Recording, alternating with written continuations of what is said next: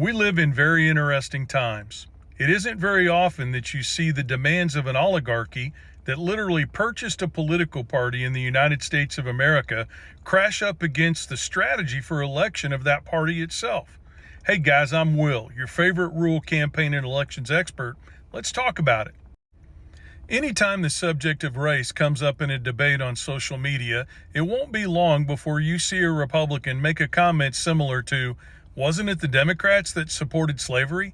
Wasn't it the Democrats that unalived Lincoln? Wasn't it the Democrats that put in place the Jim Crow laws of the South?" And the answer to all those questions is yes. However, it leaves out one big factor, and that's the Southern strategy. Very few Republicans know what the Southern strategy is, and even fewer are willing to apologize for it. But just a decade ago, that's exactly what the Republican Party did.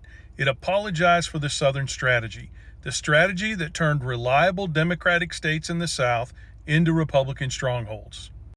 Put quite simply, the Southern strategy is this: play on the racist tendencies of Southern Americans in order to get them to move over to the Republican Party from the Democratic Party, as the Democratic Party became more and more the voice of civil rights in the United States of America. It started with Richard Nixon, Ronald Reagan put it on steroids, and it's still continuing today. In the beginning, it reared its head with arguments like, "Hey, look at all of these unqualified African Americans who are taking the jobs of hardworking white people." And today, it simply takes another form. "Hey, look at all of these brown people coming across the border illegally that are taking the jobs of hardworking white and black Americans." It manifested itself in some of the most racist political commercials that we've ever seen. First, when George W. Bush Sr. ran against Michael Dukakis, he put the infamous Willie Horton ads on the air. Willie Horton was an inmate in state prison who had been released on furlough and had done some really awful things, including rape and murder. So George W. Bush Sr. ran an ad on TV with a picture of this black inmate, Willie Horton, and linked it to Michael Dukakis. Michael Dukakis had no such policies in place. He wasn't responsible for the furlough of Willie Horton. There was nothing that he had done that caused what Willie Horton did to happen. But that wasn't the purpose of the ad. The purpose of the ad was to scare white suburbanites into believing that if they elected a Democratic president, then this could happen to them, in the safety of their homes, in the suburbs of this country. It also manifested itself in the jobs arena, when Jesse Helms, running for re-election in North Carolina, ran an ad of just a single white hand crumpling up a job rejection letter. And then an ominous voiceover comes onto the ad and says, "Look at another white person losing their job because of an unqualified black candidate getting the job instead." And the purpose was quite clear once again. If you elect a Democratic president, there'll be more policies that place unqualified black men and women in the jobs that white people deserve. Hell, Republicans have even used the strategy against each other. When George Bush Jr. ran against John McCain in the Republican primary, somebody ran a robocall insinuating that John McCain had an illegitimate black child. Now, it just so happened that John McCain had done what a lot of wonderful people do, and that is he had adopted a child from another country with a different ethnic background. But it didn't matter, because the Southern strategy works. And if George Bush's campaign had to lie to get George Bush Jr. elected, then that's what they would do. And now it continues today.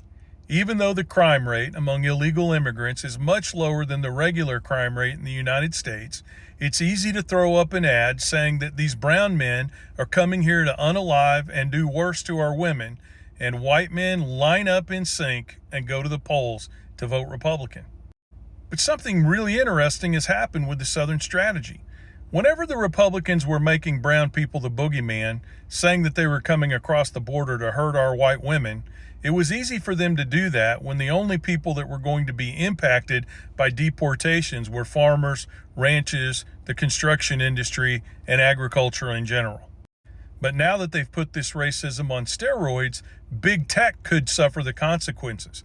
And big tech spent a lot of money to buy the Republican Party and the presidency in this last election. And they're saying no, no, no. So now you have the oligarchy that bought the Republican Party going to war with the racists who run the Republican Party. And the outcome is going to determine worker policy and how effective the United States is in the tech arena in the years to come. I don't know what's going to happen, but I do know this. At some point, Americans need to understand that the racist policies and approaches of the Republican Party, the Southern strategy, and the results that it garnered in this country have been bad for America. And there's something else I know as well. Farmers and ranchers and people in the construction industry and agriculture, you need to become aware that this party, the Republican Party, is not out to help you. They're out to take advantage of your worst tendencies, to get your vote for them in any election where they can get it. I've said it before and I'll say it again.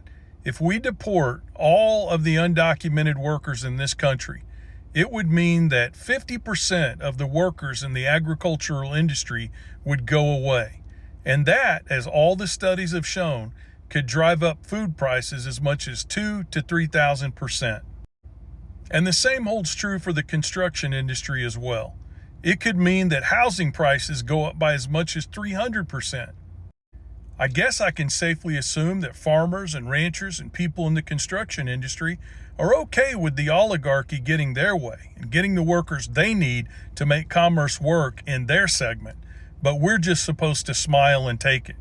It's time we start voting for our best interest. Let the oligarchs have the Republican Party. We've got another party out there that's been fighting for us since the beginning, and we can't let the culture wars stand in the way of us supporting that party, the Democratic Party. Have a great day.